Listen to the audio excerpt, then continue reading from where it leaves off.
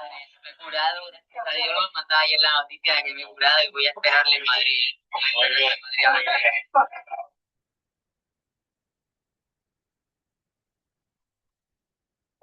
Toma. No, da vuelta. Gracias, padre. Me quedé. Madre, me he curado, gracias a Dios, mandaba ayer la noticia de que me he curado y voy a esperarle en Madrid. Muy bien. Madrid a ver. Está lindo. Toma. No, da vuelta. Gracias, padre. Me quedé. Tres aspectos de este momento entre ver para creer es la historia. Tengo un conocido que dice, me compró.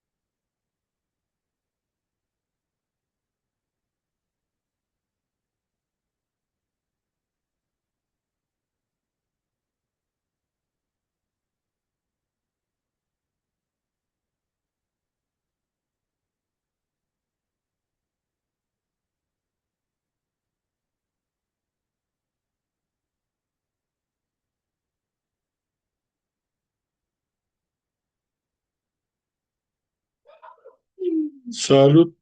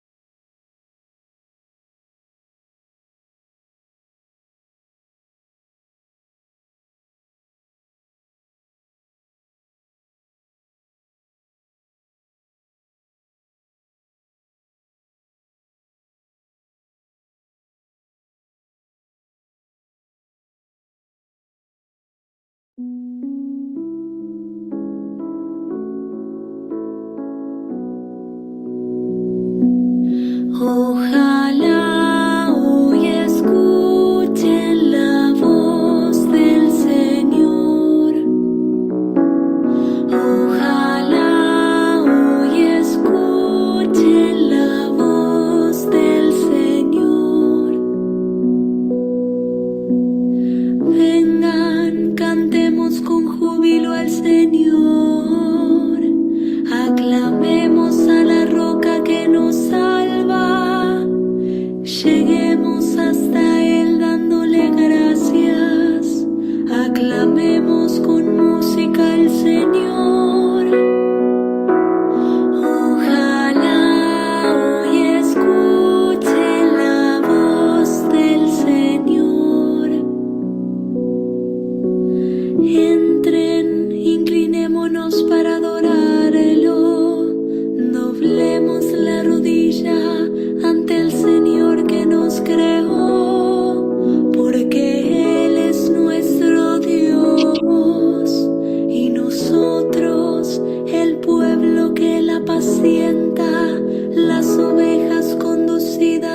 su mano. Ojalá hoy escuchen la voz del Señor. Ojalá hoy escuchen la voz del Señor. No endurezcan su corazón como en Meribá, como en el día de Masá, en el desierto, cuando sus padres me tentaron y provocaron, aunque habían visto mis obras. Ojalá hoy escuchen la voz del Señor. Ojalá hoy escuchen la voz del Señor.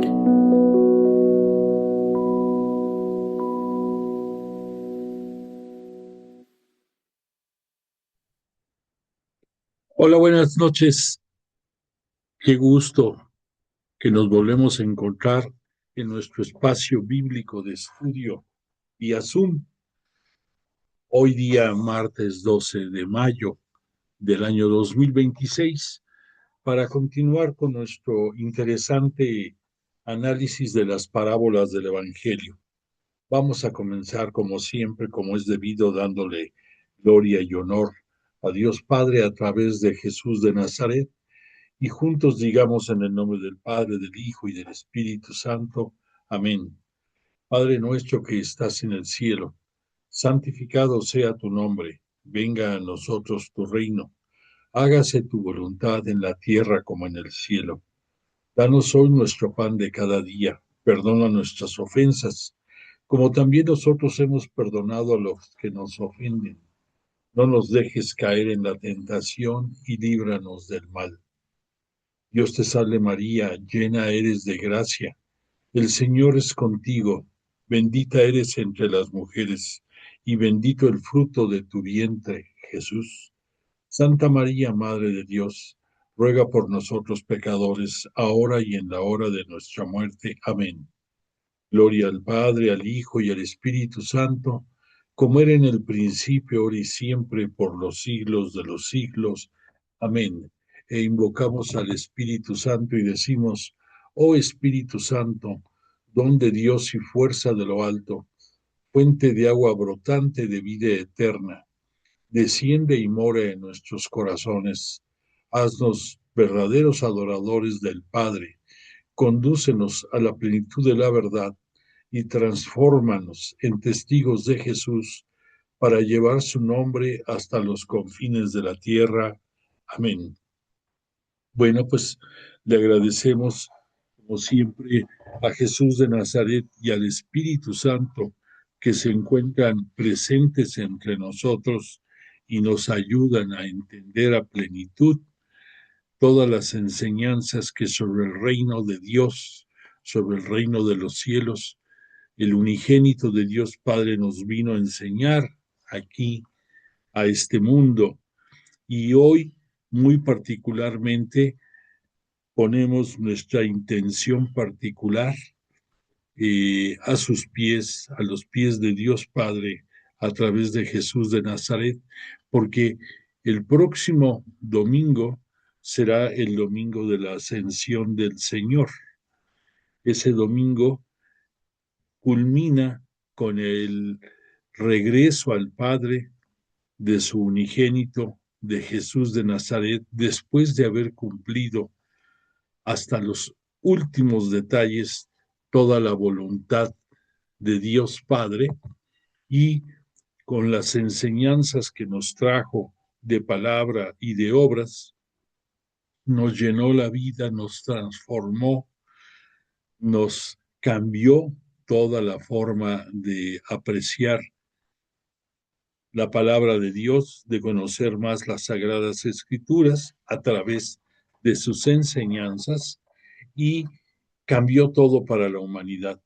Nosotros, afortunadamente, como integrantes del nuevo pueblo de Dios, de la nueva alianza conquistada por Jesús en la cruz al precio de su vida, al precio de su sangre, entregada por la remisión del pecado, y después de haber resucitado gloriosamente y ser glorificado en el cielo, no solamente nos conquista la vida eterna, sino que con sus apariciones gloriosas vino a enseñarnos de nueva cuenta que nuestra fe no es vana, que Él que murió también resucitó y que gracias a eso Él es la primicia de llegar al reino de los cielos y es la gran conquista de vencer a la muerte que nos tiene reservada para cada uno de nosotros.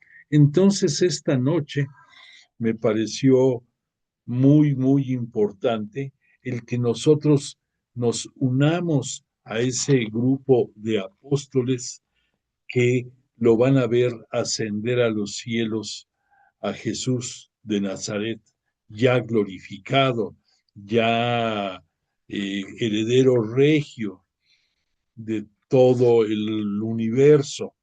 Y quiero, para darle más realce a este momento, además de que escuchamos de nueva cuenta el bello canto inspirado en el Salmo 95, ese salmo que entonaban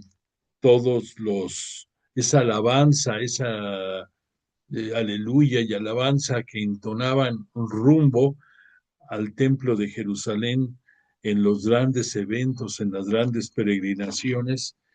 Quisiera que nos ubicáramos, que nos viéramos reflejados en esos momentos que estamos yendo al templo de Dios y en este caso, después de ir al templo de Dios, que junto con los apóstoles nos desplacemos a ese sitio cerca de Betania, en donde Jesús de Nazaret, en ese glorioso domingo de la Ascensión, que vamos a celebrar nosotros en la liturgia el próximo domingo, veamos que Jesús asciende con toda su gloria y poder y en un momento determinado vamos a cubrirse por medio de una nube. Me voy a permitir leerte de Hechos de los Apóstoles, de su capítulo 1, a partir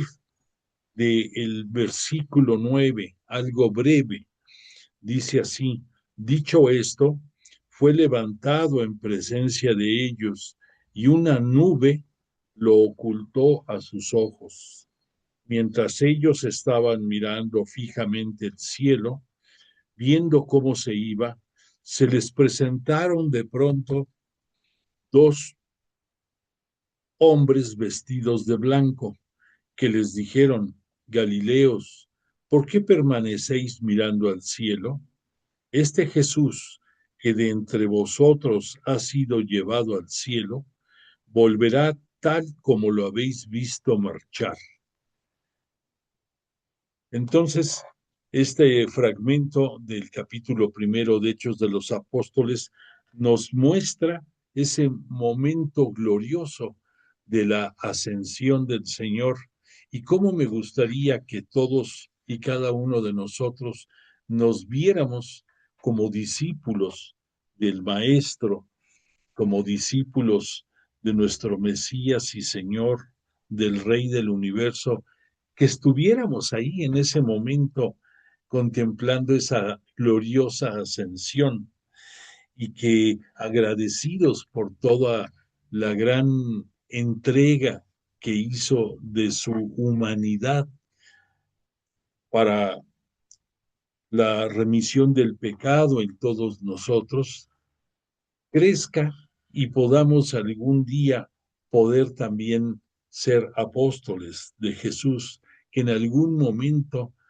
sintamos esa misión que nos tiene reservada para determinado momento nuestro Maestro y Señor, y que podamos recibir por medio del Espíritu Santo las señales pertinentes para trabajar por su obra, para poder, como Él pidió, llevar su palabra hasta los confines de la tierra. Por eso en esta oración que siempre estamos haciendo, forma parte del final de esta oración, le estamos pidiendo llevar su nombre hasta los confines de la tierra. Pero eso no lo podemos lograr nosotros con nuestras fuerzas humanas limitadas. Necesitamos el gran impulso divino y estamos seguros que si nosotros a diario le pedimos Espíritu Santo, tendremos la grata sorpresa de que vamos a estar unidos constantemente a la voluntad divina y vamos a poder llevar a cabo su mandato. Por lo tanto, siéntete esta noche en medio de esos Galileos, en medio de esos apóstoles que mirando al firmamento, mirando la nube que cubre la gloriosa ascensión de nuestro Maestro, con la certeza de que así como murió y resucitó, así como subió para ser glorificado y después descendió para estar entre nosotros por un poco tiempo más, ahora sube para estar dignamente a la derecha del Padre como heredero real de todo el universo, de toda la creación, y en breve va a enviar a sus apóstoles el Espíritu Santo, mismo que le suplicamos también nos lo envíe a nosotros, porque sin el Espíritu Santo nos sentimos incompletos,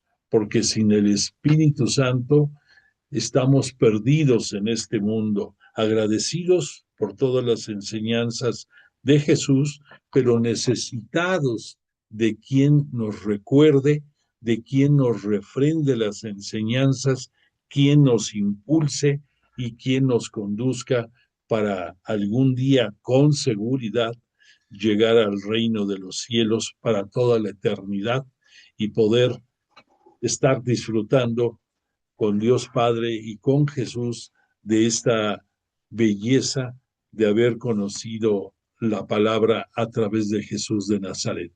Pues que así sea para todos nosotros y para nuestras familias también. Bueno, pues dicho lo anterior, quiero retomar en esta clase los puntos finales y pudiéramos decir los puntos finos de lo que hemos estado hablando en las dos clases anteriores acerca de las parábolas del Evangelio. Es importante que pongamos atención porque la parábola que nos ha tenido en estudio en las clases anteriores, que es la parábola del sembrador, no solamente es la primera que citan los evangelistas, sino es la primera y la más importante. ¿Por qué? Pues en primer lugar, porque todo lo que es la palabra de Dios que conocimos a través de Jesús de Nazaret y que estudiamos nosotros, que somos bendecidos en poderla estudiar, tiene una sola finalidad. La única finalidad de conocer la palabra de Dios, del cual las parábolas es parte fundamental de ella, es que podamos llegar al reino de Dios, que podamos llegar al reino de los cielos. Esa finalidad de conocer la palabra, hacerla, de leerla, de estudiarla, de hacerlo vida en nosotros mismos y en el momento oportuno comunicarla, es la razón por la cual nosotros podemos vivir el reino de Dios aquí en la tierra, pero con la gloriosa vida eterna que Jesús conquistó también para nosotros, pues entonces, si practicamos todo ese conocimiento de la palabra de Dios, la hacemos propia y la vivimos, pues vamos a tener mucho más oportunidades, mucho más conocimiento, mucho más know-how, como dijeran ahora los jóvenes, cuando estudian todo lo que son redes y todo lo que es los cibernautas, etcétera. O sea, vamos a tener más posibilidades, vamos a disfrutar más el camino de vivir la palabra de Dios y de poder llegar al reino de los cielos con mayor seguridad, con mayor contundencia y con mayor alegría. Entonces, es importante que entendamos cuál es la función fundamental del Espíritu Santo para que nosotros logremos ese propósito. Ya hemos hablado bastante, pero no está por demás ahora traer a plática que el Espíritu Santo, al igual que el unigénito de Dios Padre, Jesús de Nazaret, desde antes de la creación del universo, desde antes de la creación del mundo y por supuesto de la vida, existían. Ya estuvimos estudiando en su momento cómo en el libro del Génesis pudimos entender que en la creación participaron los tres integrantes de la Santísima Trinidad, Dios Padre, Dios Hijo y Dios Espíritu Santo, que por razones de las limitantes que tenemos nosotros en nuestra inteligencia, por un lado, por otra parte, porque la historia de la salvación es progresiva, es constante, pero también tiene su ritmo, tiene su paso, tiene su tiempo para que se den los acontecimientos. En un principio no se conocía más que la existencia de Dios y ni siquiera sabíamos su nombre. Posteriormente, poco a poco, hemos ido con el estudio de las Sagradas Escrituras, ir conociendo las diferentes formas en que el Espíritu Santo va manifestándose. Y de aquella manifestación primaria, cuando fue la creación, en que era el ruaj, en que era el aire que sobre las aguas se hacía notar, era la presencia del Espíritu Santo, que no lo conocíamos. Posteriormente comentábamos en nuestros estudios que con el paso del tiempo, ese Espíritu Santo lo vamos a ver manifestado en agua y va a ser su primera aparición cuando Noé en el arca de Noé, en el arca que Dios le pidió que construyera para resguardo de la humanidad, de unos de su familia y de las especies animales que pudieran concentrarse, se repuebla el mundo y entonces el Espíritu Santo se manifestó en ese tiempo en forma de agua. Entonces vamos avanzando. Posteriormente, vamos a ver que en otros momentos importantes, como cuando fue la manifestación también del Éxodo, que acompañó el Espíritu Santo a todos los israelitas en el camino a la tierra prometida, en forma de nube les acompañaba el Espíritu Santo. En el día proveyéndoles de sombra y por las noches dándoles luz y por medio de fuego también haciéndose notar. Y ahorita que dije fuego, me estoy brincando cuando en la época de Moisés tiene su primer encuentro con Dios Padre, contemplando la zarza ardiente, esa zarza que emanaba fuego pero no se consumía. Y esta también era manifestación del Espíritu Santo. Entonces, vete dando idea, por ejemplo, perdóname, te dije un dato, bueno, te dije sí de lo de Moisés y la zarza, pero entonces, poco a poco, se va manifestando el Espíritu Santo y en diferentes formas, pero fue hasta que Jesús de Nazaret en su predicación nos fue dando a conocer a el Espíritu Santo como un paráclito, como un segundo paráclito. Al decir segundo paráclito, estamos citando que el primer paráclito, que esa palabra de origen griego significa defensor, significa abogado, el primer paráclito nuestro fue y es el propio Jesús de Nazaret, que siempre está de nuestro lado. Pero ya en la manifestación práctica, pudiéramos decir, es el Espíritu Santo el que es la voz de Dios Padre y la voz de Dios Hijo entre nosotros, y que en ese día posterior a la ascensión del Señor, les ofreció, antes de elevarse a los cielos, que les iba a enviar ese paráclito para cumplir las dos tareas que les dejaba. La primera, de bautizar a los integrantes de su única y santa Iglesia cristiana católica apostólica, en el nombre del Padre, del Hijo y del Espíritu Santo. Y por otra parte, de llevar su palabra hasta los confines de la tierra. ¿Por qué?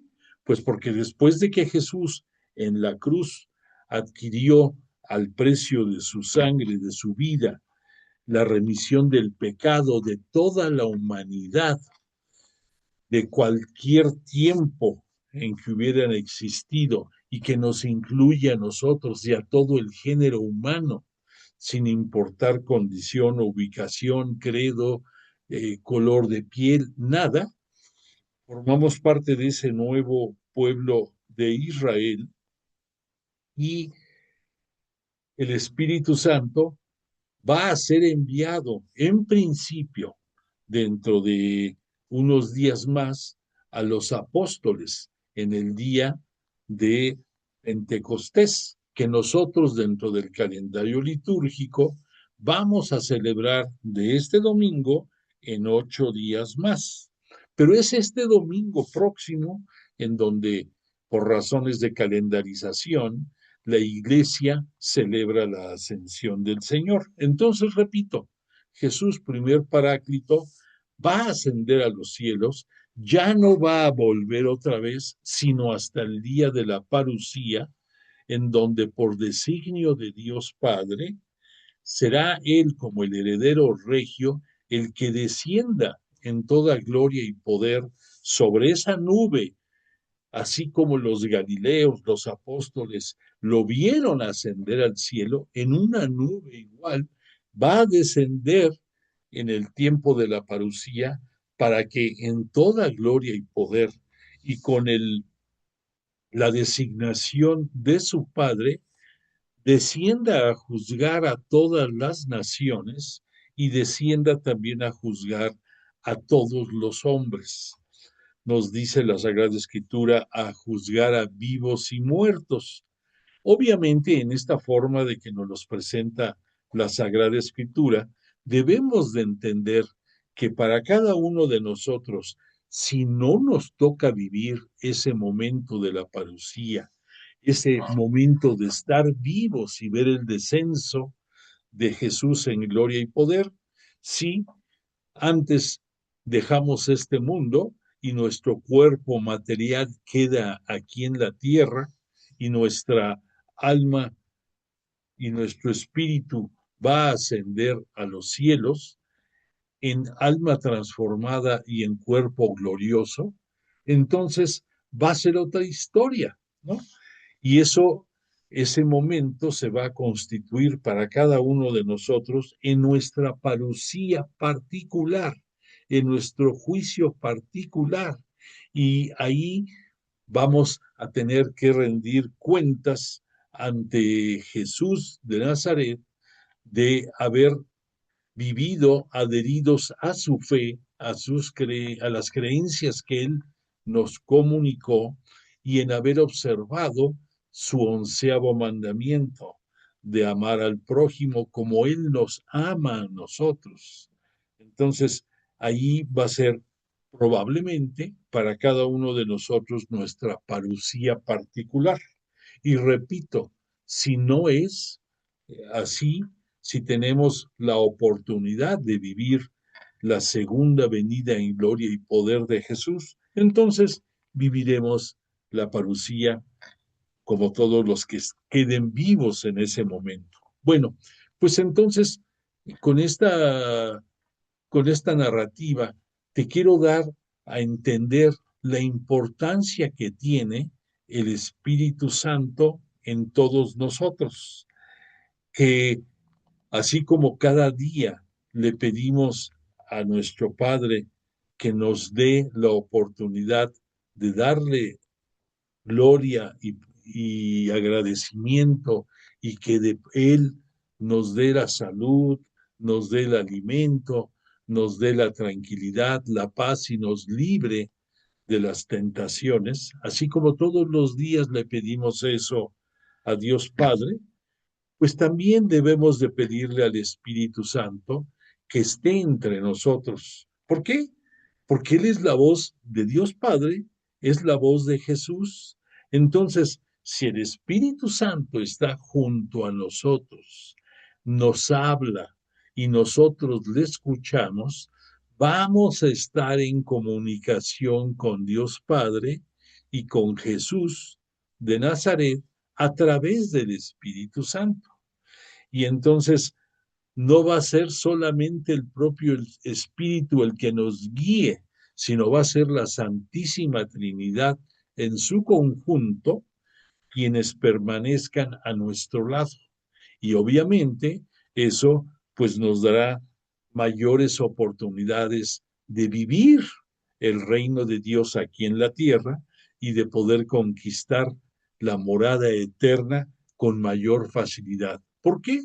Pues porque además de la inteligencia con la que Dios Padre nos dotó y además de nuestra oportunidad de poder decidir qué queremos de nuestra vida, las enseñanzas de Jesús de Nazaret que nos ha ido dando a través del conocimiento de todas las sagradas escrituras, nos va dando un bagaje único que no solamente nos haga el viaje grato, sino que lo disfrutemos de verdad.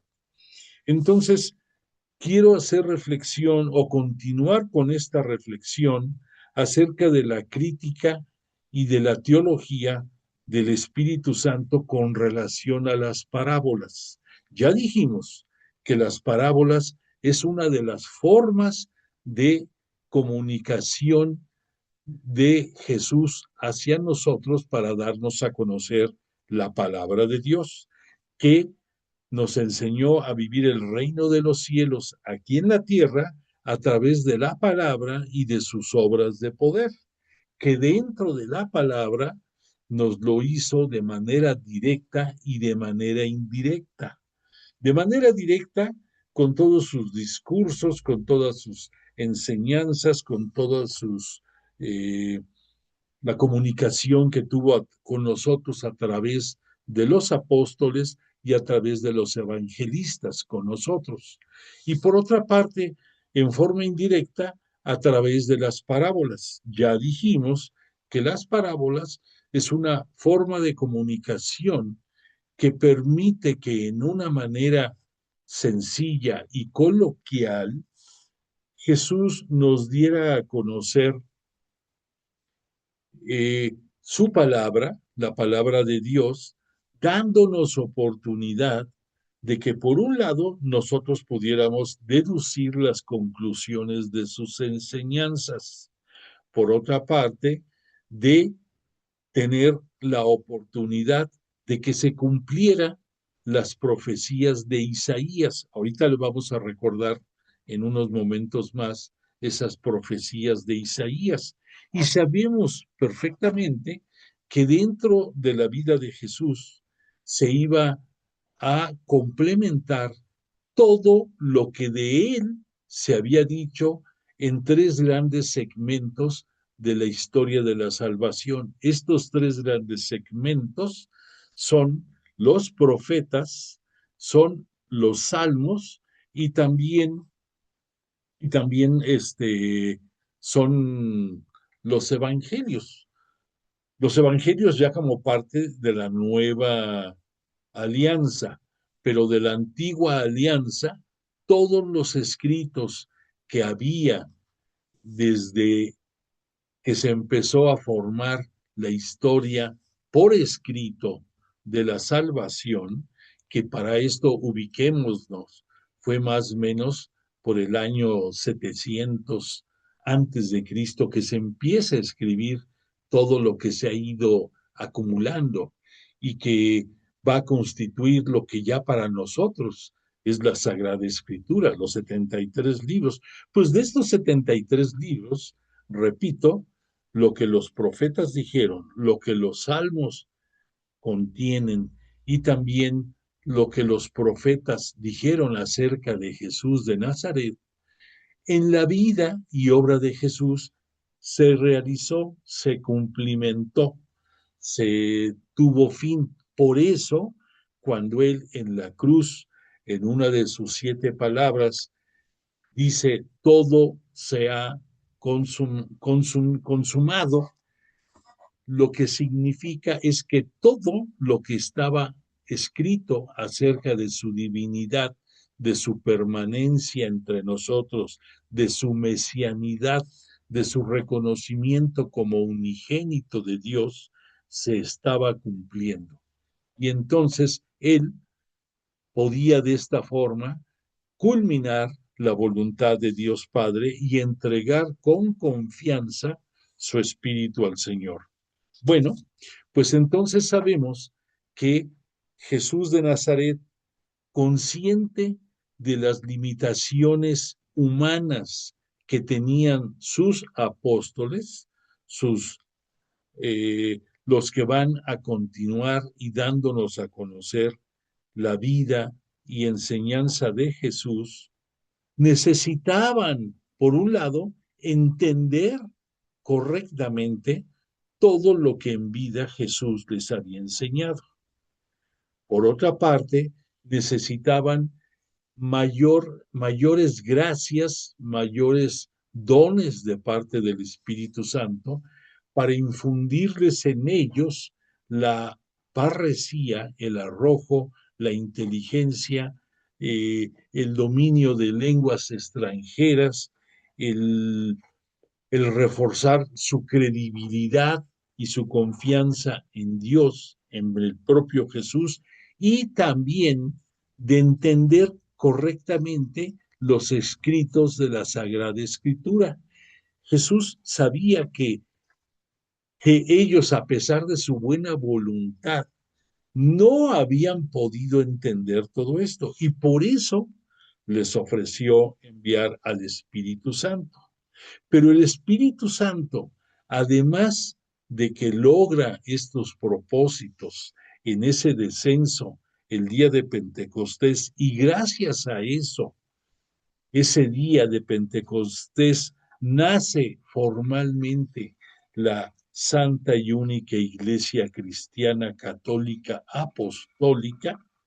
Ese día de Pentecostés, ya lo hemos dicho, se van a integrar aproximadamente 3,000 miembros ese día, y a partir de ese momento va a ir en forma creciente el avance de la Iglesia por todo el mundo.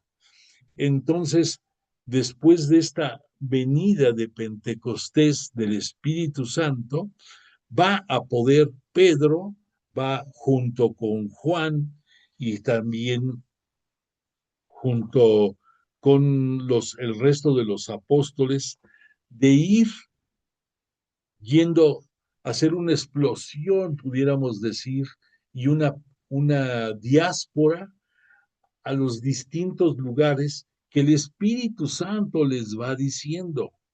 Recordemos, el Espíritu Santo les va a decir, primero tiene que ser Jerusalén, tiene que ser el pueblo judío, ese pueblo que no entendió los designios divinos, que ese pueblo que no supo reconocer a Jesús como Mesías, ese pueblo que no supo ver en Jesús que era el unigénito de Dios Padre. A pesar de todo eso, la instrucción de Jesús es que primero tienen que dar a conocer su palabra entre los integrantes del pueblo judío. Posteriormente va a ir creciendo esa instrucción a los distintos pueblos de gentiles, que al decir gentiles era gente no judía, pero que simpatizaba con el estilo de vida de los propios judíos. Y después de ellos se encontraban todos los paganos. Al decir paganos, eran los que no tenían religión alguna y vivían en diferentes puntos del mundo conocido de aquella época y que hoy sigue siendo en todo el vasto orbe que dominamos en este mundo tan inmenso. Entonces, esta obra no puede lograrse si no es a través del Espíritu Santo, que repito, es la presencia de Dios Padre y de Dios Hijo entre nosotros. Por lo tanto, el Espíritu Santo, dentro de lo que son los evangelistas, los 4 evangelistas, que al decir los 4, comprende los 3 sinópticos, que son Marcos, Mateo y Lucas, y San Juan, que los 4 son evangelistas y que cada uno en su momento, en su versión, en sus palabras, nos van ir dando a conocer la vida y obra de Jesús entre nosotros. Entonces, hemos hablado mucho de que el Espíritu Santo tiene presencia a través de los evangelistas hacia nosotros, que así como no hay obra que sin la bendición de Dios a través de Jesús pueda tener un éxito asegurado, también no puede haber obra dentro de la Sagrada Escritura que sin la presencia del Espíritu Santo se pueda lograr. Porque el Espíritu Santo va a inspirar a cada uno de los escritores sagrados en la forma en que deben de dar a conocer la palabra de Dios. Y también la forma en que nos den a conocer la vida y obra de Jesús entre nosotros. Por lo tanto, el Espíritu Santo, con el paso del tiempo y con el avance de los estudios de los hermeneutas, o sea, hermeneuta, el que interpreta el contenido de alguna obra, y por otra parte, con la reflexión exegética, que dentro de esta reflexión exegética, que es la que hacen los expertos en Sagradas Escrituras, dentro de esos estudios va a haber 2 apartados interesantes relacionados con la redacción de los libros sagrados, de los evangelios. Uno es la historia de las formas y otro la historia de la redacción. ¿Qué significa esto? El Espíritu Santo inspira al escritor sagrado. El escritor sagrado va a interpretar lo que el Espíritu Santo le está dando a conocer, pero lo va a dar a conocer con el estilo propio que él tiene de escribir. Por lo tanto, va a haber 2 puntos importantes que el Espíritu Santo tiene que manifestarse en ellos. Repito, la historia de las formas, que ahí es la manera en que se va a redactar. Por ejemplo, puede decir una epopeya, que quiere decir alabar grandes batallas, o puede ser una hipérbole, que hipérbole quiere decir magnificar algo, potencializarlo. Puede ser un discurso, que ahí es la transcripción de ideas importantes emanadas de alguna persona, etcétera, etcétera. Y la historia de la redacción es lo que va a estar escribiendo de acuerdo a lo que el evangelista entendió que le pedía el Espíritu Santo. Entonces, esto va a dar resultado a que esa reflexión para estudio, esa reflexión crítica y teológica se puedan dar. Al decir crítica, no pensemos que es criticar, o si tú quieres verlo, es una crítica, pero sana, es una crítica no malintencionada, es una crítica para analizar los géneros literarios, para analizar la forma, la redacción, la puntuación, y gracias a muchas cosas de estas, hemos podido que se clarifique a través del tiempo la correcta interpretación de los textos sagrados. La última, pudiéramos decir, actualización de todo esto fue en el Concilio Vaticano II, cuando uno de los 4 escritos fundamentales emanados de ese Concilio Vaticano II, uno de ellos es la Constitución Lumen Gentium, en el cual nos dan a conocer la importancia de un análisis crítico de los géneros y del contenido de la palabra que dentro de las escrituras nosotros leemos y meditamos y ponemos en práctica. Entonces, date cuenta de la importancia que esto tiene. Yo que le dedicaron una constitución, un documento magno para darnos a conocer la importancia de la palabra de Dios a través de la Sagrada Escritura. Bueno, pues esto no lo podemos entender sin la presencia del Espíritu Santo. Y ahora, para que yo te pueda dar pudiéramos decir, aterrizar lo que te he estado diciendo ahorita, te quiero leer acerca de la parábola de el sembrador, para que tú veas las diferencias que vamos a ir encontrando y poder entender mejor lo que te he estado diciendo. Para esto tenemos que tomar en cuenta que, como hemos dicho con las parábolas, Jesús de Nazaret las pronunció, pero salvo esta primer parábola, que es la parábola del sembrador, en el caso de los 3 evangelistas sinópticos, tiene 3 partes.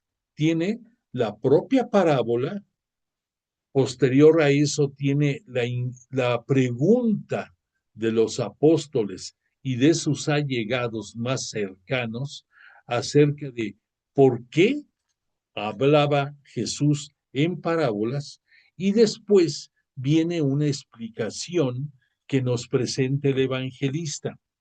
Quiero decirte que se cree que Jesús no dio las explicaciones, la interpretación de las parábolas, sino que ya esta interpretación fue dada por la iglesia primitiva.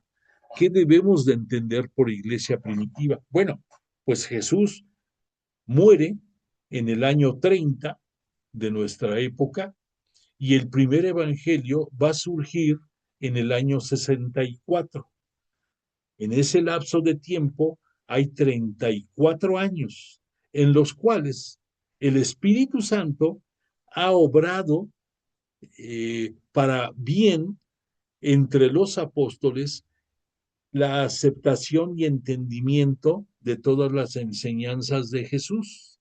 Entonces, la interpretación de esa primer parábola se presume fue obra de la iglesia primitiva, y al decir iglesia primitiva, concretamente te puedo decir que sería la interpretación de Pedro, del vicario de Cristo en este mundo, con relación a esta parábola. Aquí es interesante que nos ubiquemos. Los evangelios tuvieron que aparecer traducidos ya de la lengua de origen, que en este caso era el arameo y era el hebreo, traducidos al griego. Y ya hemos dicho por qué, porque la cultura griega tuvo una profundidad y una penetración cultural tan grande que hasta nuestros tiempos seguimos, eh, muy pegados a ella. Tenemos mucha influencia filosófica y de otros tipos en nuestro día a día. Tan es así que hay dentro del estudio de nuestra religión, hay una palabrita que se llama ontología. La ontología es una palabra griega que significa que queremos nosotros entender a través de la filosofía, queremos entender su relación con otras ciencias más para poder entender mejor la palabra de Dios. Entonces, eso ahí te puedes dar una idea de la influencia ontológica y de la influencia griega. Por otra parte, quiero decirte que al tener que esperar a que fuera traducido cada uno de esos textos, obviamente, hubo algunos cambios en ciertas palabras por la interpretación que los traductores le dieron en ese momento. Entonces, entre el mensaje que el escritor sagrado captó de parte del Espíritu Santo, por otra parte, o sea, el aspecto teológico, por otra parte, en la redacción, que sería el aspecto práctico que estábamos hablando de la presencia del Espíritu Santo, de la reflexión de la forma en que estuvo redactado, y por último, al auditorio al cual iba destinado el contenido de ese evangelio, pues hay cambios de uno a otro de apreciación, no de fondo, sino de la forma en cómo presentan las cosas. Entonces, quiero remitirme para que veamos solamente la parábola del sembrador, cómo la contemplaron cada uno de los tres evangelistas sinópticos. Entonces, el primero fue Marcos. Tenemos claro que Marcos tiene un lenguaje florido, un lenguaje colorido, pudiéramos decir, en lo cual nos hace vivir más profundamente la palabra de Jesús. Por lo tanto, vamos a ver cómo es que la presenta este Marcos a aquellas personas que vivían en Roma y que estaban ávidos de reforzar su fe en Jesús para poder vivir mejor la religión, para poder vivir incluso hasta la entrega de su vida, probablemente en el martirio, y cómo se los presentó este Marcos. Entonces, dentro del capítulo 4 de este Marcos, déjame leerte cómo se refiere a esto del sembrador. Dice, una vez más se puso a enseñar a orillas del mar, Jesús, pero se reunió tanta gente junto a él que hubo de subir a una barca. Ya en el mar se sentó, o sea, habló, ya dijimos que eso significa se sentó, mientras toda la gente se quedaba en tierra, a la orilla del mar. Les enseñaba muchas cosas por medio de parábolas. Les decía en su instrucción, ponte abusado, escucha, como lo dice Marcos. Escuchad, te repito, escuchad. Una vez salió un sembrador a sembrar, pero resulta que al sembrar una parte cayó a lo largo del camino y vinieron las aves y se la comieron. Otra parte cayó en terreno pedregoso, donde no había mucha tierra y brotó enseguida, pero por no tener hondura de tierra, cuando salió el sol, se agostó, o sea, se secó, y por no tener raíz, se secó, se murió. Otra parte cayó entre abrojos, pero crecieron los abrojos y la sofocaron, y no dio fruto. Otras partes cayeron en tierra buena, crecieron, se desarrollaron y dieron fruto. Unas produjeron 30, otras 60, otras 100. Y añadió, quien tenga oídos para oír, que oiga. Esto, tanto la apertura como el cierre, son muy peculiares en Marcos. La belleza de su redacción. Abre, escuchad, o sea, atento, pon atención. Y cómo cierra, quien tenga oídos para oír, que oiga. Esta redundancia es para significar, tú tienes oídos, ok, por el oído es por donde va a entrar tu aprendizaje junto con la vista. Entonces, si tienes oídos, pues son para oír, y si los tienes, oí, escucha. Bueno, después dice Marcos, ¿por qué habla Jesús en parábolas? Cuando quedó a solas, los que le seguían junto con los 12, o sea que hay más, hay discípulos, además de los apóstoles, le preguntaron sobre las parábolas. Él les dijo, a vosotros se os ha concedido el misterio del reino de Dios, pero a los que están fuera, todo se les presenta en parábolas, para que por mucho que miren, no vean, por mucho que oigan, no entiendan, no sea que se conviertan y se les perdone. Estas últimas palabras son en referencia a lo que decíamos a Isaías. A Isaías en su capítulo sexto, versículos 9 y 10, ya desde 800 años antes de que llegara Jesús a este mundo, él profetizó esto que acabas de escuchar.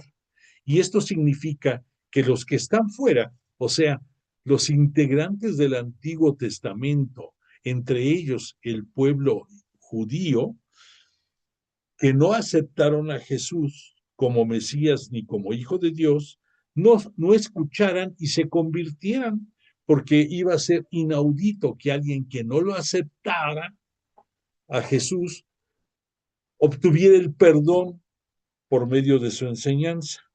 Después aquí viene la explicación de la parábola del sembrador según Marcos. Nos dice en el versículo 13, y añadió, ¿no entendéis esta parábola? ¿Cómo entonces vas a comprender todas las parábolas? O sea, orden. Entonces, perdóname, gracias. Dice, el sembrador siembra la palabra.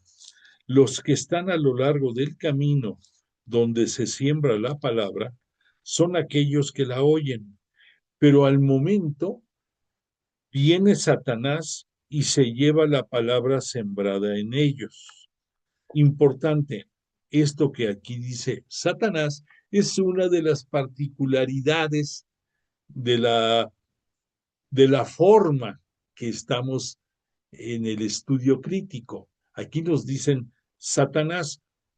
Satanás es una derivación de Satán, que es una de las formas en las cuales se veía al maligno, y Marcos así lo presenta, Satanás. Pero entonces aquí continúa, y se lleva la palabra sembrada en ellos. De igual modo, los sembrados en terreno pedregoso son los que oyen la palabra y de momento la reciben con alegría, pero como no tienen raíz en sí mismos, por ser inconstantes, sucumben enseguida en cuanto se presenta una tribulación o persecución por causa de la palabra. Otros son los sembrados entre los abrojos, que son los que han oído la palabra, pero las preocupaciones del mundo, la seducción de las riquezas y las demás concupiscencias les invaden y sofocan la palabra, que queda sin fruto. Y los sembrados en tierra buena son aquellos que oyen la palabra, la acogen y dan fruto, unos 30, otros 60, otros al 100. Bueno, entonces esto es lo que este Mateo dijo con relación a esta palabra. Ahora, unos años después, en el año 80 aproximadamente, va a surgir el Evangelio de Mateo. ¿Cómo manejó Mateo esta parábola del sembrador? Para empezar, este Mateo es muy escrupuloso y muy disciplinado en la forma en que presenta toda su instrucción acerca del reino de los cielos. Recordemos que él, como buen judío, no tocaba el nombre de Dios. Por otra parte, dentro de la sección del el misterio del reino de Dios, tiene un apartado que él le pone por nombre discurso parabólico. Y en este discurso parabólico concentra 7 parábolas. No es casualidad, son 7 porque este Mateo maneja a la perfección la numerología bíblica, y el número 7, que es la plenitud, lo tiene perfectamente diseminado, a tal grado que si tú ves la enseñanza del Padre Nuestro que nos comunica Mateo, tiene 7 peticiones. Hasta ahí llega el estudio, así, la presentación estudiada de todos sus escritos.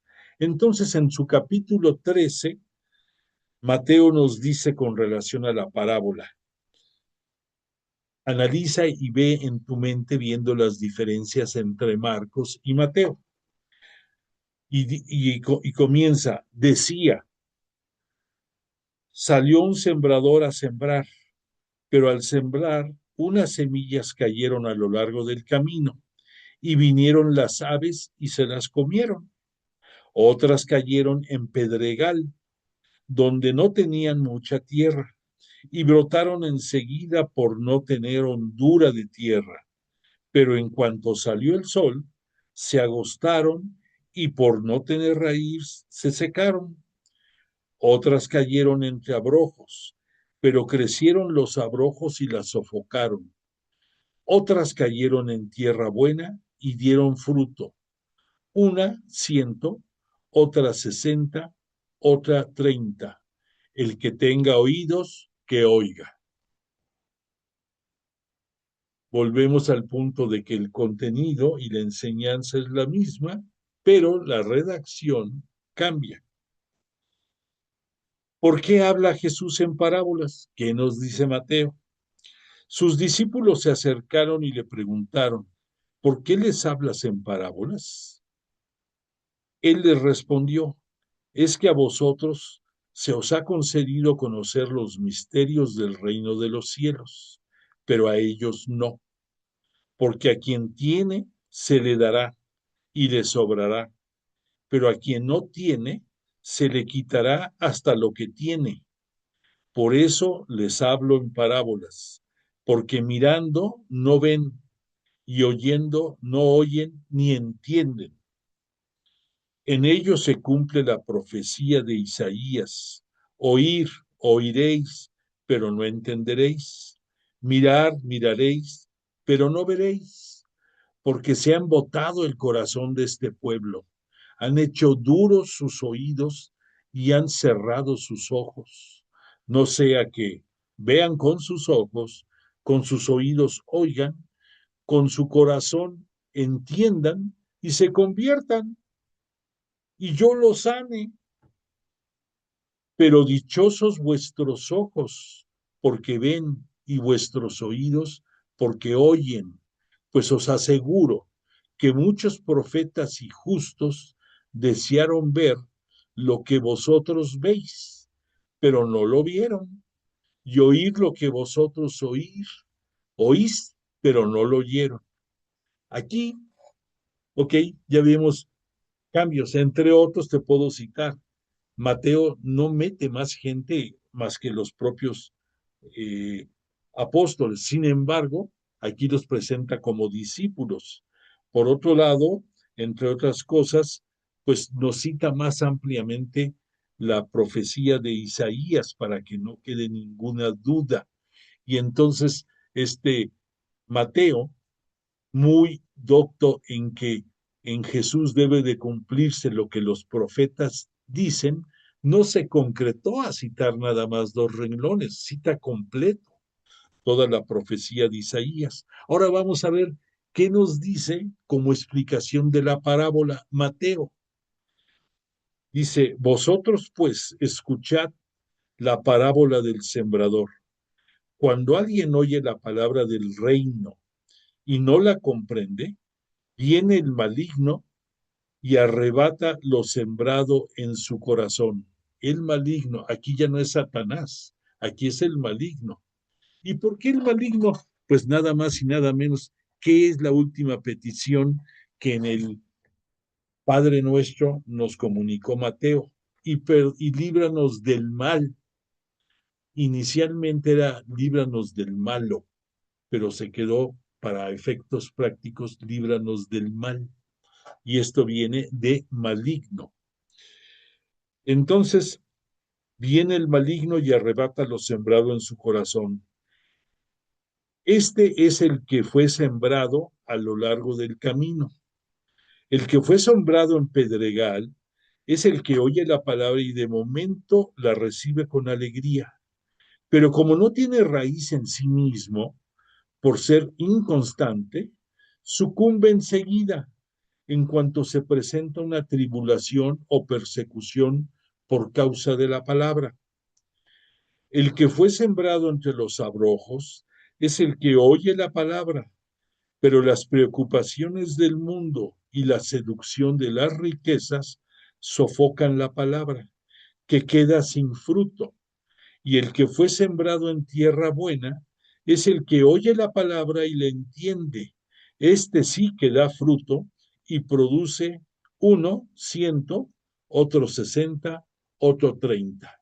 Entonces vemos que la explicación es muy parecida. Hay algún cambio del orden de las palabras y esto nos refuerza la idea de que la explicación, como nos comentan los exégetas, probablemente viene de parte de la iglesia primitiva, no de explicación de Jesús, que Jesús únicamente citó la parábola y el que le responde a sus apóstoles cuando le preguntan por qué hablas en parábolas, hasta ahí se supone llega la explicación de Jesús. Y repito, solamente en esta parábola se da los 3 puntos: la parábola, la pregunta de por qué esa acción de la parábola y la explicación. Pero en el resto de las 44 parábolas que vamos a estudiar, no se cita más que la pura conocimiento, la explicación, no la explicación, sino la propia parábola, nada más, tal cual de la boca de Jesús de Nazaret. Ahora, ¿qué nos dice Lucas con relación a esta propia parábola? En Lucas vamos a ver que en su capítulo 8 nos va a hablar de estos 3 puntos, pero Lucas va a generar su evangelio más o menos por el año 85, un poquito más avanzado. Pero Lucas ya lo hizo directamente en griego, por lo tanto el manejo es personal de este Lucas en su redacción. Por otra parte, tenemos que advertir que este Lucas, nacido en tierras griegas, en Antioquía de Siria, él tiene un conocimiento del campo y de la tierra de acuerdo a lo que él conoce de Grecia, pero él no conoce el terreno de la Palestina, no conoce las condiciones geográficas del suelo de Israel. Y vamos a notar algunos cambios, si te pones atento, de cómo maneja él esta misma parábola. Lucas, su enseñanza viene de los vasos comunicantes entre los evangelistas sinópticos, pero además Lucas tiene mucha investigación propia que hizo por varios medios. Entre otros, él conoció a Juan Marcos, junto con los viajes que pudo hacer en unión de Pablo, el apóstol de Cristo. Entonces hay muchos vasos comunicantes tanto en la forma de pensar de Pablo como en lo que la persona de Juan Marcos conoció Lucas, que es el escritor evangelista Marcos. Por otra parte, Lucas tuvo oportunidad de tener contacto con San Juan en Éfeso y muy probablemente con la Virgen María, porque dentro de las habilidades, Lucas era, además de médico, era pintor, y entonces elaboró un ícono de la Virgen María, y por lo cual pues nos da a entender que hubo un contacto más que, más que importante, y ya me imagino todo lo que le dio a conocer María, la Virginal María, como mujer, como madre, y todo lo que eso quedó en el corazón de Lucas. Por lo tanto, habiendo dicho lo anterior, habiendo dicho lo del escrito, me faltó decirte, perdóname, en el caso de Mateo, el auditorio al que va dirigido sus escritos es a la propia comunidad judía, y atendiendo toda la reglamentación y el orden que en todos sus escritos observan, él hace lo propio, y por lo mismo va a propiciar, va a lograr que muchos judíos dejen las comunidades judías e ingresen a la nueva Iglesia Santa Cristiana Apostólica Católica fundada por Jesús.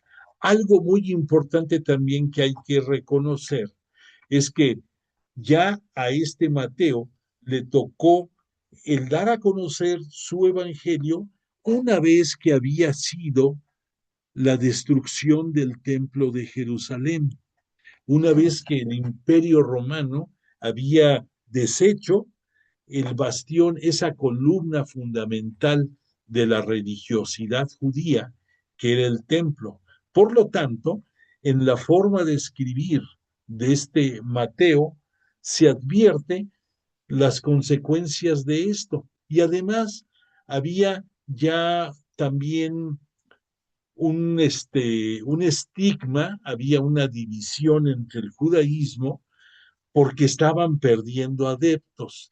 Y entonces comenzó a gestarse dentro de las sinagogas, una vez que ya estaba el templo destruido, la prohibición de que se diera instrucción relacionada con Jesús y con sus escritos, a grado tal de que Cualquier judío que quisiera renegar de sus creencias y pasarse a la Iglesia Cristiana Católica, era señalado él y toda su familia como apestados, como gente indigna, como gente que no merecía pertenecer a la comunidad. Y eso pues causó muchos estragos, todo esto. O sea, no fue fácil dentro de la iglesia primitiva todo el proceso que tuvo que vivirse. Y en el caso de Mateo, dentro de su forma de escribir, dentro de su estilo propio y dentro de la inspiración que el Espíritu Santo le manifestaba, pues se veía influenciado en su forma de presentar sus escritos de su buena nueva del Evangelio. En el caso de este Lucas, ya hablamos un poco más de él, su procedencia es extranjero, él no es judío nacido en Israel, en la zona de Palestina, en ninguna de esas tierras, sino nace dentro de la Grecia del Imperio Romano, y y su evangelio va destinado a todos aquellos integrantes de las nuevas comunidades que dominan el griego. Entonces, toda esta vasta población en la cual influye e incluye también a propios judíos, además de paganos, prosélitos y de muchas otras denominaciones que viven en la zona de Grecia, en la zona de Fenicia, en la zona de África, de Etiopía, en muchos lugares. A ellos va dedicado el Evangelio de este Lucas. Por lo tanto, en su manera en que presenta Lucas las cosas, difiere de los otros sinópticos un poco, no en el fondo, pero sí en la forma y el estilo. Y te invito a que escuches cómo lo presenta Lucas, la parábola del sembrador.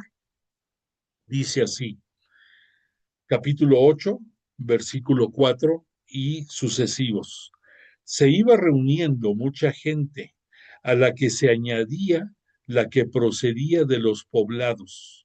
Les dijo entonces en parábola, salió un sembrador a sembrar su simiente, pero al sembrar, una parte cayó a lo largo del camino.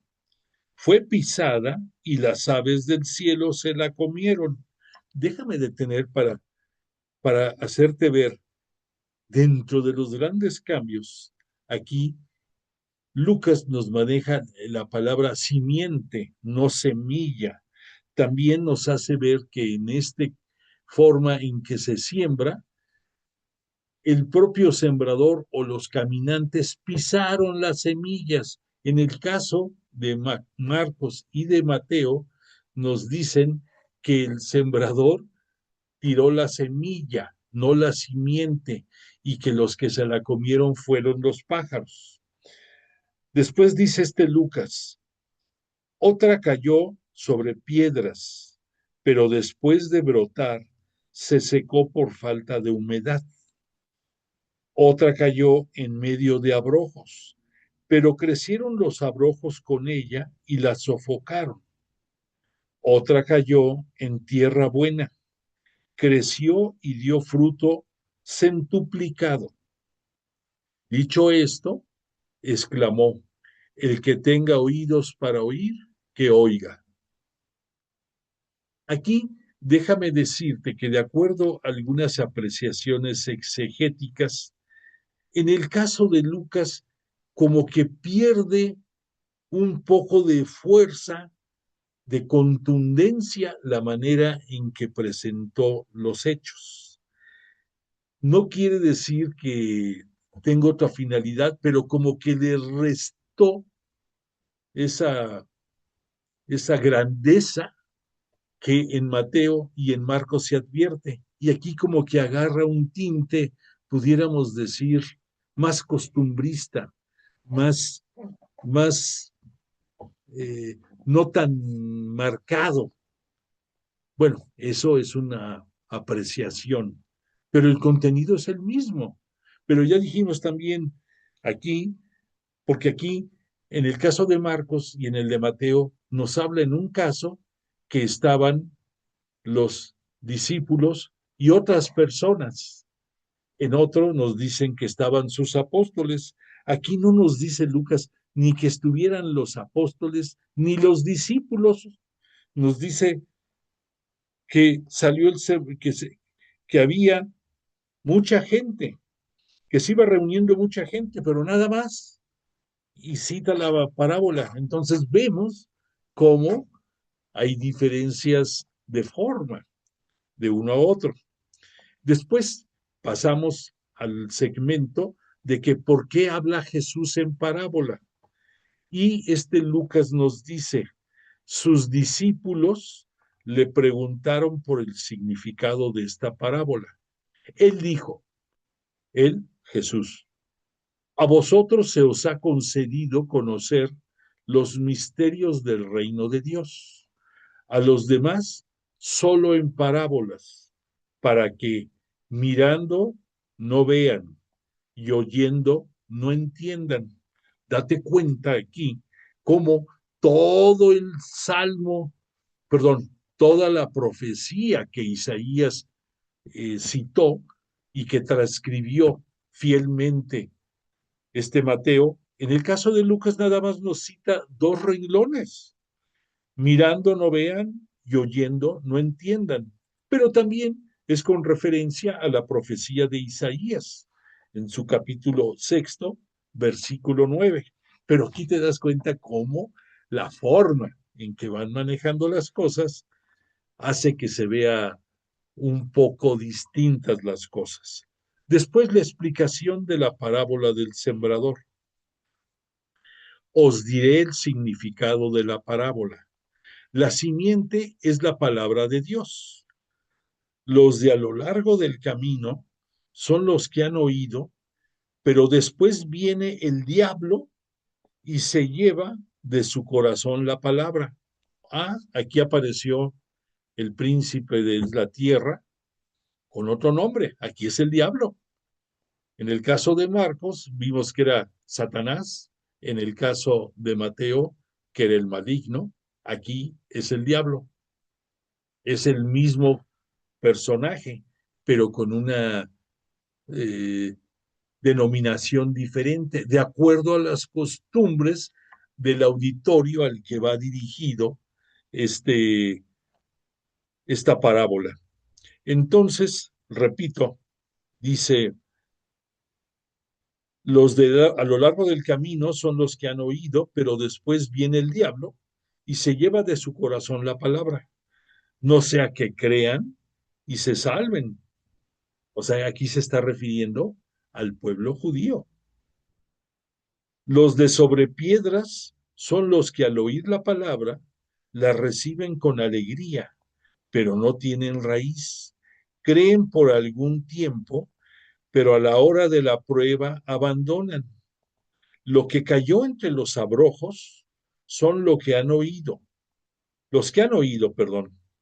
pero las preocupaciones, las riquezas y los placeres de la vida les van sofocando y no llegan a madurez. Lo que cayó en buena tierra son los que después de haber oído conservan la palabra con corazón bueno y recto y dan fruto con perseverancia. Bueno, esto es lo que nos citó Lucas. Entonces ya vimos aquí 3 diferentes versiones sobre la misma parábola, 3 preguntas con respuestas similares pero no exactas y 3 explicaciones de la parábola con contenido medular pero con diferencias. Por eso se piensa que la explicación fue producto de la iglesia primitiva, de la cual ya Pedro estaba al frente.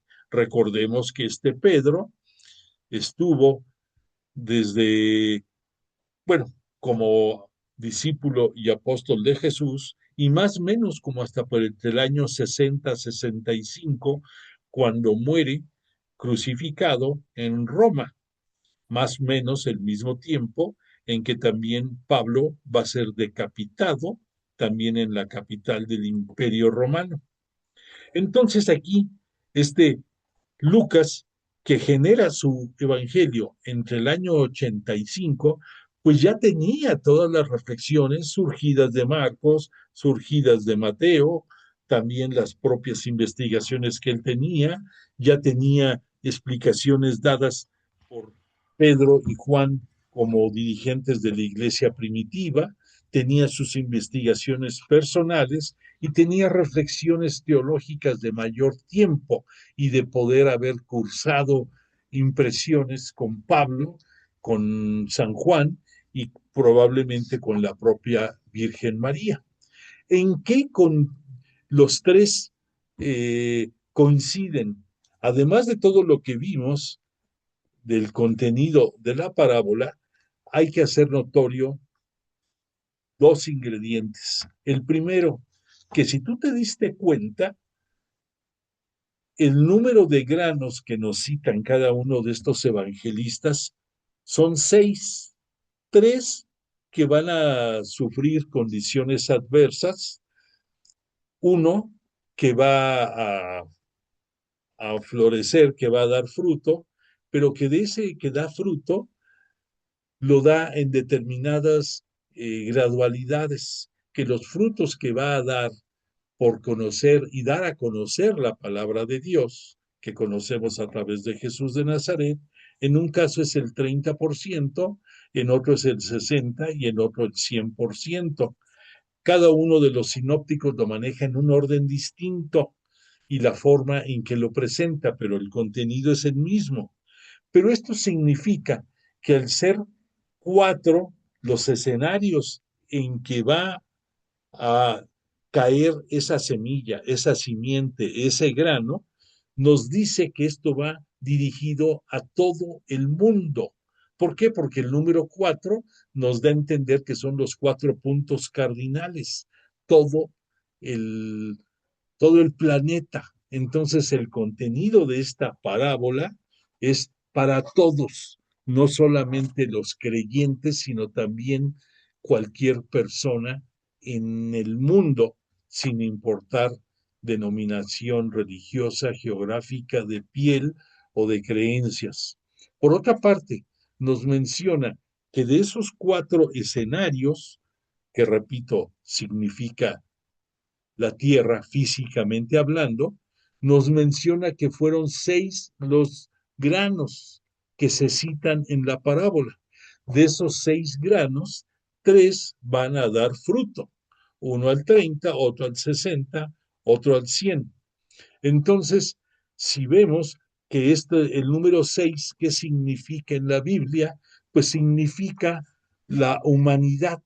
¿Por qué? Pues porque en el Génesis nos dice que en el día sexto, Dios Padre, y nosotros estudiosos de la Biblia pudiéramos agregar, Él es la Santísima Trinidad en la persona de Dios Padre, le dio forma del polvo al hombre, insufló en su nariz y le dio aliento de vida y posteriormente, de acuerdo a la tradición, nos dicen que del propio Adán surgió la baronesa Eva, porque venía del varón. Entonces, esto sucedió en el día sexto de la creación. Por lo tanto, desde ese instante se identifica a la creación humana como una imperfecta obra. No imperfecta porque Dios la haya hecho mal, imperfecta porque a pesar de que fuimos creados a imagen y semejanza de Dios por nuestra condición de que tenemos inteligencia y libre albedrío, pero no tenemos la sabiduría divina, que esa es exclusiva de Dios Padre y de Jesús de Nazaret. La omnipotencia, la omnipresencia, todos los atributos que eso conlleva y que emanan de su sabiduría perfecta y pródiga. Entonces nosotros, creación, somos imperfectos, fuimos creados en el día sexto y por lo tanto nos falta muchas cosas para poder llegar a ese número 7, que sería la plenitud. Pero entonces, esta noche hemos visto la importancia del Espíritu Santo, no solamente en esta parábola, sino en toda la redacción de la Sagrada Escritura, en cada uno de los 73 libros inspirados, y que le pedimos a Dios Padre a través de Jesús de Nazaret que nos tenga la gracia, el don de podernos enviar también a nosotros este día de Pentecostés y todos los días de nuestra vida, Espíritu Santo, para poder entender la palabra de Dios, para poder vivir la fe adheridos a Jesús de Nazaret y para, junto con el Espíritu Santo, trabajar por el reino de Dios. Pues por esta noche pudimos acabar con la conclusión de esta parábola del sembrador. Le agradecemos a Jesús de Nazaret y a su Espíritu Santo que nos hayan inspirado y acompañado. Y yo a ti te agradezco tu tiempo y tu disposición. Deseo que tengas una semana agradable. Por favor, da constancia de tu asistencia y si Dios lo permite, nos veremos el próximo martes para ver cómo nos fue de experiencias de la ascensión del Señor y seguirnos preparando para el glorioso día de Pentecostés. Te pongo la canción de cierre y deseo para ti buena noche. Gracias.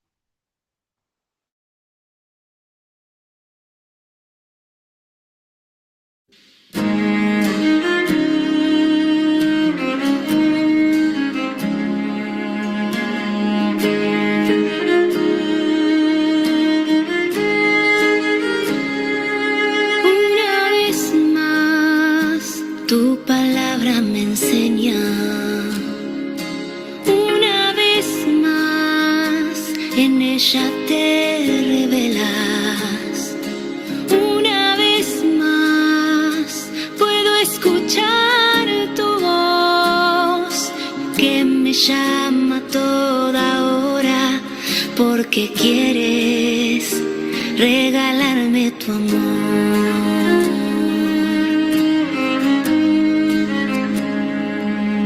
Siempre estás buscando mi alma, sin mirar cuántas horas trabaja, porque a ti no te importa el tiempo, tu bondad supera todo, porque quieres para mí el cielo.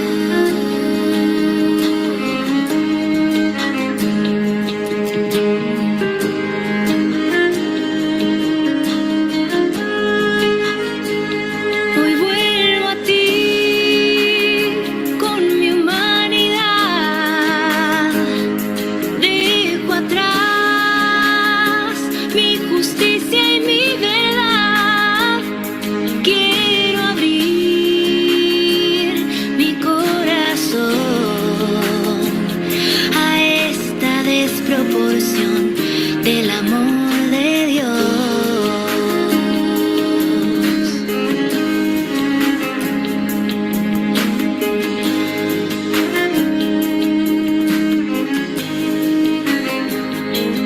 Necesito de tu amor, Señor. Necesito de tu amor, Señor. Necesito de tu amor, Señor. Necesito